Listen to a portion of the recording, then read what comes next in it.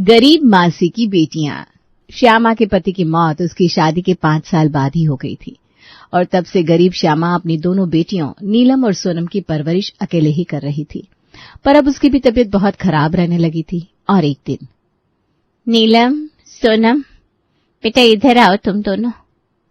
जी माँ कहिए। माँ आप ठीक तो है ना? नीलम, सोनम, मेरी हालत अब ठीक नहीं है। नहीं माँ, ऐसा मत कहो, तुम्हारे सिवा हमारा है ही कौन। माँ हमें छोड़कर कभी मत जाना। बेटा अब मेरे पास ज्यादा वक्त नहीं है, पर मुझे तुम लोगों की चिंता है, इसीलिए मैंने तुम्हारी उर्मिला मासी को बुलाया है। उर्मिला मासी? वो तो शहर में रहती है ना? हाँ, वो तो बहुत अमीर भी है। हाँ बेटा, मुझे लगता है कि उर्मिला ही तुम दोनों को संभाल सकती है। आखिर मासी ही माँ जैसी होती है, इसीलिए मैंने उर्मिला को बुलाया है। तुम दोनों को अब उन्हीं के साथ रहना होगा। और हाँ, मासी को ज्यादा परेशान मत करना और उनका कहा मानना। कुछ देर बाद उर्मिला श्यामा के घर आ जाती है। श्यामा को बिस्तर पर लेटा देखकर उसके पास जाकर बैठ जाती है। उर्मिला, मैं तुमसे ज्यादा भरोसा किसी पर नहीं कर सकती। ये मेरी बच्चियां हैं, इन्हें तुम अपनी बेटियों की तरह रखना। तुम बेफिक्र रहो दीदी, मैं इन्हें संभाल लूंगी। उर्मिला, ऐसा कहकर तुमने मेरी सारी चिंता ही मिटा दी। अब मैं आराम से आंखें बंद कर सकती हूँ। मेरा आशीर्वाद तुम सब पर हमेशा रहेगा। माँ ऐसा मत कहो, हम तुम्हारे बिना कैसे रहेंगे? बेटा, आज से उर्मिला ही तुम दोनों की माँ है। वो जैसा कहे वैसा करना। ये कहते कहते श्यामा की सांसें रुक जाती है। अब उर्मिला के पास कोई चारा नहीं बचता, इसलिए वो श्यामा की दोनों बेटियां नीलम और सोनम को अपने घर ले आती हैं। लेकिन उर्मिला की बेटी रिया को ये बात पसंद नहीं आती। वो अपनी माँ से कहती है, मम्मी, इन भिखारियों को क्यों ले आई आप? इनकी यहाँ रहने से सोसाइटी में हमारी इज्जत खराब हो जाएगी। अरे तो और क्या करती? वो श्यामा तो इनको मेरे गले बांध के दुनिया से चल निकली, तो मुझे इन्हें यहाँ लाना ही पड़ा। पर फिक्र मत कर बेटा, बस यूं समझ के मुफ्त की नौकरानियां मिल गई है हमें। अब 2 वक्त की रोटी के बदले इन दोनों से घर के सारे काम करवाऊंगी। हाँ मम्मी, ये सही सोचा आपने। हमें तो बैठे बैठे फ्री की नौकरानी मिल गई। और नहीं तो क्या, अब इनको बैठे बैठे मुफ्त की रोटियां तो तोड़ने नहीं दे सकते। रिया और उर्मिला आपस में एक दूसरे को देखकर मुस्कुराते हैं और अपने कमरे में चले जाते हैं। अगली सुबह नीलम और सोनम अभी सोकर उठती है, तभी उर्मिला कहती है, नीलम, सोनम, देखो कान खोलकर सुन लो मेरी बात। आज से घर का सारा काम तुम दोनों को ही करना है और तब भी तुम यहाँ रह सकती हो। ठीक है मासी, अब जैसा कहेंगे हम वैसा ही करेंगे। माँ ने कहा था आपकी सारी बात माननी है। ये कहकर नीलम और सोनम घर के कामों में जुट जाती है। तभी रिया की आवाज आती है, आए नीलम, मेरी ड्रेस कहाँ है? प्रेस करने के लिए दी थी ना तुम्हें? मैंने तो यहीं रखी थी रिया। यहीं रखी थी का क्या मतलब है? जाओ, मुझे मेरी ड्रेस ढूंढ कर दो। कोई काम ठीक से नहीं होता तुमसे? नीलम ड्रेस ढूंढ कर लाती है। उसे देखकर रिया कहती है, ये कैसे प्रेस किया है? इसमें तो अभी भी सिलवट है। जाओ ठीक से प्रेस करके लाओ। नीलम चुपचाप ड्रेस लेकर प्रेस करने चली जाती है। दूसरी तरफ सोनम जैसे ही अपना काम खत्म करके अपने कमरे में जाने को होती है, उर्मिला उसे आवाज लगाती है, सोनम, फर्श पर यह धूल क्यों है? तुमने अभी तक सफाई नहीं की क्या? मासी, मैं अभी बर्तन साफ कर रही थी, फर्श तो सुबह ही साफ किया था। रिया अभी बाहर से आई ना, तो ये धूल उसके जूतों के साथ आ गई। जबान तो कैंची की तरह चलती है तेरी। अगर धूल आ गई तो फिर से साफ नहीं कर सकती थी? खाना तो 3-3 बार खाती है और काम करने में पसीने आते हैं। नालायक कहीं के। चल अब जल्दी से फर्श साफ कर, एकदम शीशे की तरह चमकना चाहिए। सोनम बर्तन छोड़कर झाड़ू लगाने लगती है। उर्मिला और रिया उस पर हंसते हुए एक और बैठ जाते हैं। ऐसे ही रिया और उर्मिला मिलकर दोनों बहनों को सताते रहते हैं। दोपहर का वक्त, रिया टीवी देख रही थी, तभी नीलम भी उसके पास जाकर बैठ जाती है। ऐ नीलम, फ्रिज से ठंडा पानी लाकर दे, और सुन, थोड़े पॉपकॉर्न भी बनाकर लाना मेरे लिए। मेरा फेवरेट शो आ रहा है, पॉपकॉर्न खाते हुए देखने का मजा ही कुछ और होगा। अभी अभी तो तुमने खाना खाया था, अब फिर से पॉपकॉर्न? बोला ना पॉपकॉर्न बनाकर ला। लाती है या बुलाओ मम्मी को? नहीं, मासी से मत कहना, मैं अभी लाती हूँ। नीलम चुपचाप पॉपकॉर्न बनाकर ला देती है। रिया आराम से सोफे पर पसर कर पॉपकॉर्न खाते हुए अपना फेवरेट टीवी शो देखने लगती है। नीलम उसके पास ही बैठी थी, पर उसे जरा भी पॉपकॉर्न चखने भी नहीं देती। अगले दिन रात के वक्त नीलम और सोनम रसोई में खाना बना रहे थे। मासी, खाना तैयार है। ठीक है, जा तेरे मौसा जी मेरा और रिया का खाना लगा दे, और सुन बर्तन भी साफ कर लेना। मासी, बहुत भूख लगी है, पहले खाना खाकर फिर बर्तन साफ कर ले। नहीं, पहले सारे बर्तन साफ करो। काम चोरी का एक बहाना नहीं छूटता तुम दोनों से। पता नहीं कैसे संस्कार दिए हैं श्यामा ने। मासी, हम बर्तन साफ करने से मना नहीं कर रहे, बस बहुत भूख लगी है, पहले थोड़ा खाना खा ले फिर बर्तन साफ कर देंगे। मैंने जो कहा वो करो, तभी खाना मिलेगा। अभी भूख लगी है फिर कहोगी नींद आ रही है, काम क्या तुम्हारी माँ आकर करेगी। ये सुनकर नीलम और सोनम की आंखों में आंसू आ जाते हैं। दोनों बहनें रोते रोते चुपचाप बर्तन धोने लगती है। देखो तो मम्मी, कैसे काम करने में भी रोना शुरू कर दिया। काम चोर की काम चोर है दोनों। मैं तो कहती हूँ एक दिन के लिए इनका दाना पानी बंद कर दो, अपने आप अकल ठिकाने आ जाएगी। हाँ, मैं भी देख रही हूँ ये दोनों कामचोर होती जा रही हैं। बस इन्हें 3 टाइम का खाना खिला दो, काम का बोलते ही नानी याद आ जाती है। अब टेंशन ना लो मम्मी, मैं इन्हें मजा चखाती हूँ। बर्तन धोने के बाद नीलम और सोनम खाना खाते हैं, लेकिन रिया सारा खाना कुत्तों को दे देती है। ये देखकर सोनम रोते हुए नीलम से कहती है, अब क्या खाएंगे दीदी, बहुत भूख लगी है। रिया ने तो सारा खाना कुत्तों को खिला दिया। पूरा दिन काम करने के बाद खाना तक नसीब नहीं होता हमें। कोई बात नहीं सोनम, देखना एक दिन सब ठीक हो जाएगा। अभी थोड़ा पानी पी ले, भूख थोड़ी शांत हो जाएगी और थके होने के कारण नींद भी आ जाएगी। चुपचाप सो जा। दोनों बहनें भूखे पेट सो जाती हैं, पर उर्मिला और रिया को उन पर बिल्कुल तरस नहीं आता। ऐसे ही दिन गुजरते हैं और एक दिन रिया को देखने शहर के नामी गिरामी रईस संजय बोथरा और उनकी पत्नी संध्या बोथरा अपने बड़े बेटे अमित और छोटे बेटे आदर्श के साथ उर्मिला के घर आने वाले होते हैं। उर्मिला जोरों शोरों से तैयारी कर रही थी। वो नीलम और सोनम को बुलाती है, तुम दोनों जाकर बाजार से सब्जियां ले आओ, लेकिन सब्जियां मोल भाव करके लाना, वरना आज खाना नहीं दूंगी। और हाँ, लड़के वालों के सामने आने की जुर्रत भी मत करना। अगर तुम्हारी वजह से मेरी रिया के रिश्ते में कोई अड़चन आई तो तुम दोनों की खैर नहीं। ठीक है मौसी, हम सब्जी ले आते हैं, और लड़की वालों के सामने भी नहीं आएंगे। उर्मिला सब्जी के लिए बैग और पैसे उन दोनों के हाथ में थमा देती है और वो दोनों सब्जी लेने बाजार जाती हैं। वहां एक तेज रफ्तार कार के सामने गलती से एक छोटा बच्चा आ जाता है। कार को अपने सामने देखकर छोटा बच्चा घबराकर रोने लगता है। मम्मा, मम्मा बचाओ। कार तेजी से पास आ रही है। भीड़ चिल्लाती है लेकिन कोई भी आगे नहीं बढ़ता। बच्चे की मां बुरी तरह घबरा जाती है। तभी नीलम दौड़कर आगे आती है और बच्चे को गोद में उठाकर सोनम की ओर उछाल देती है। सोनम बच्चे को फौरन लपक कर पकड़ लेती है और सड़क के किनारे आ जाती है। नीलम को थोड़ी चोट भी आ जाती है। भीड़ दोनों बहनों की तारीफ करने लगती है।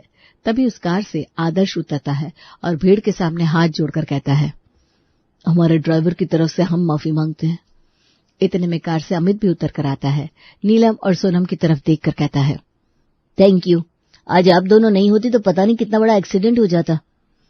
नीलम और सोनम अपनी तारीफ सुनकर शर्मा जाती हैं। जी कोई बात नहीं, आइंदा ध्यान रखिएगा, एक छोटी सी चूक से किसी की जान जा सकती है। चलिए, हम आपको आपके घर तक ड्रॉप कर देते हैं। नहीं, हम चले जाएंगे, हमें कुछ सामान भी लेना है। ये कहकर नीलम और सोनम वहां से निकल जाते हैं और सब्जियां लेने लगते हैं। इधर आदर्श और अमित कार में बैठ जाते हैं और कार में बैठे अपने मम्मी पापा संजय और संध्या को सारी दास्तां बताते हैं। वो नीलम और सोनम की खूब तारीफ करते हैं। दूसरी तरफ उर्मिला ने रिया को अच्छी तरह सजा धजा कर तैयार कर दिया था। रिया, आज का दिन बहुत खास है। ये लड़के वाले बड़े अमीर लोग हैं, अपनी इज्जत मत गिराना। एक बार ये रिश्ता हो गया ना तो राज करेगी तू। हाँ मम्मी, ये रिश्ता तो जरूर होकर रहेगा। अब देखना, अब रिया का जलवा। तभी अमित, आदर्श और उनके माता पिता उर्मिला के घर पहुंचते हैं। आइए आइए, बड़ी खुशी हुई आप सबको यहाँ देखकर। सब बैठते हैं। उर्मिला रिया को बुलाती है। रिया नकली शालीनता दिखाने की कोशिश करती है। रिया, क्या तुम घर का काम संभाल सकती हो? हाँ, मैं घर का सारा काम जानती हूँ, घर अच्छी तरह संभाल सकती हूँ। हाँ, क्यों नहीं, हमारी रिया ने ही तो ये पूरा घर सजा रखा है। और फिर आपके घर में तो नौकर चाकर भी होंगे ना? हाँ, नौकर चाकर तो बहुत है, पर घर तो बहू से ही संभलता है। घर तो औरत से ही बनता है। हमें हमारे आदर्श के लिए एक घरेलू लड़की की तलाश है। रिया सबको नाश्ता और चाय सर्व करती है, पर उससे चाय में चीनी ज्यादा गिर जाती है। अमित और आदर्श को रिया थोड़ी अजीब लगती है। वो दोनों आपस में बातें करते हैं।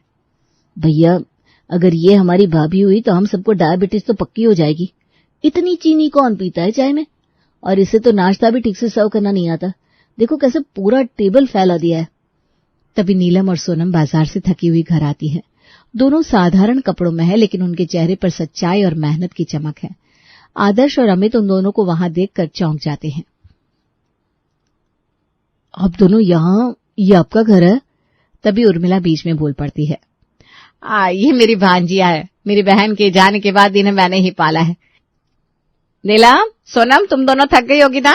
जाओ अपने कमरे में जाकर आराम करो। हाँ माँ, ये वही लड़कियां हैं जिन्होंने आज एक बच्चे की जान बचाई थी। अच्छा, तो ये वही लड़कियां हैं। ये दोनों तो बड़ी बहादुर है और बहुत नेक दिल की भी। उर्मिला जी, हमें माफ करें।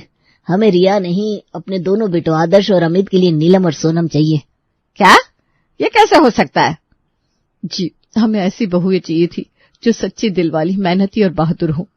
ये सुनकर उर्मिला के होश उड़ जाते हैं। वो किसी भी हालत में सोनम और नीलम की शादी अमित और आदर्श से नहीं होना देना चाहती। वो तुरंत बात संभालने की कोशिश करती है और झूठ बोलती है। अब नीलम और सोनम अभी शादी ही नहीं करना चाहती। उन्होंने शादी से मना कर दिया है। इनकी तो अकल मारी गई है। भला इतने अच्छे रिश्ते को कोई ठुकराता है, पर अब उनकी मर्जी है तो हम क्या कर सकते हैं। ठीक है उर्मिला जी, फिर हम चलते हैं।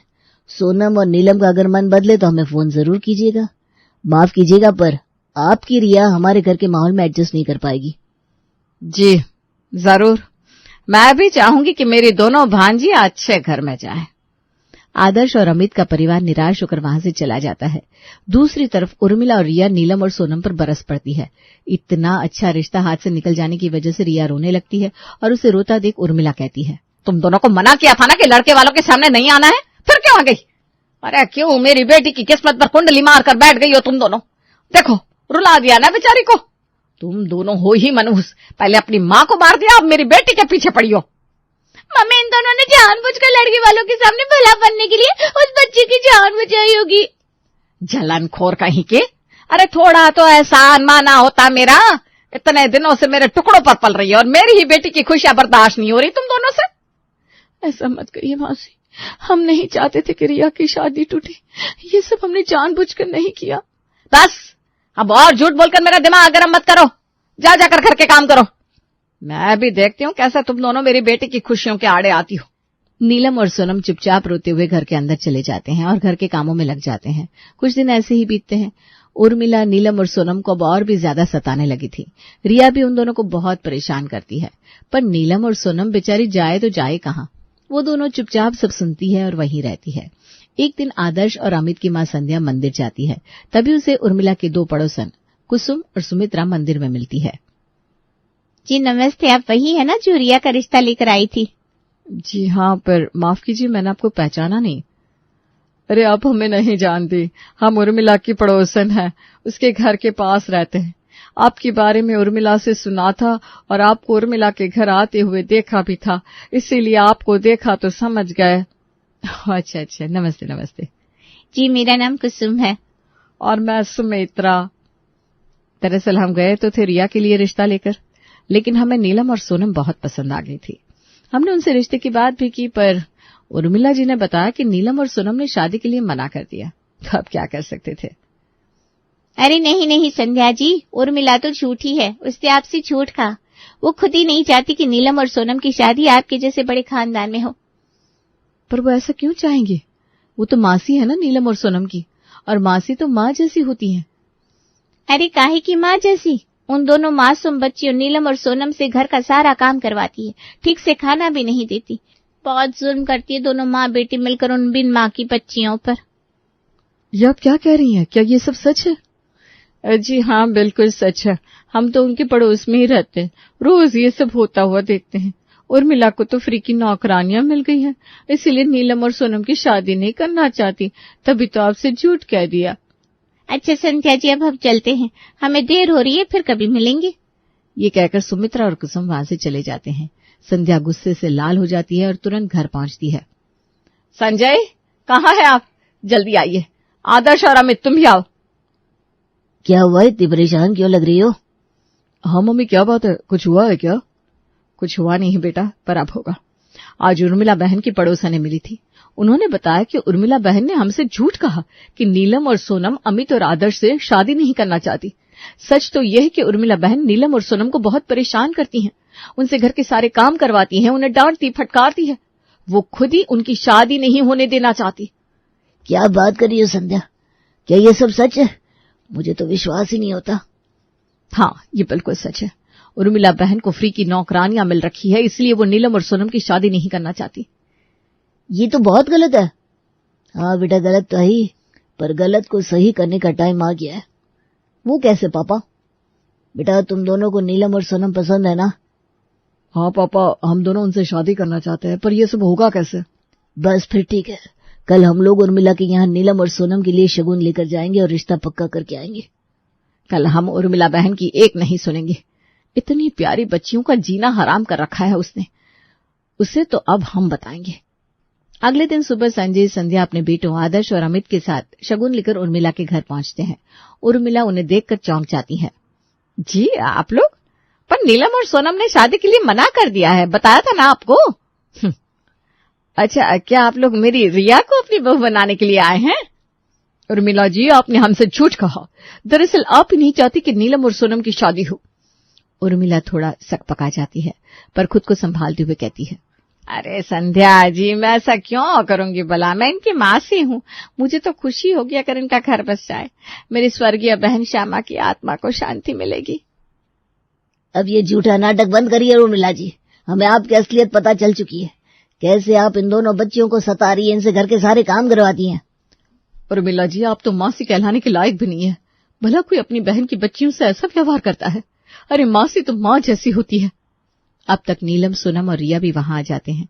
अब उर्मिला पर ध्यान न देते हुए संध्या सीधे नीलम और सोनम से पूछती है, नीलम, सोनम बेटा, तुम आज किसी से मत डरना, जो मन में हो बस वही कहना।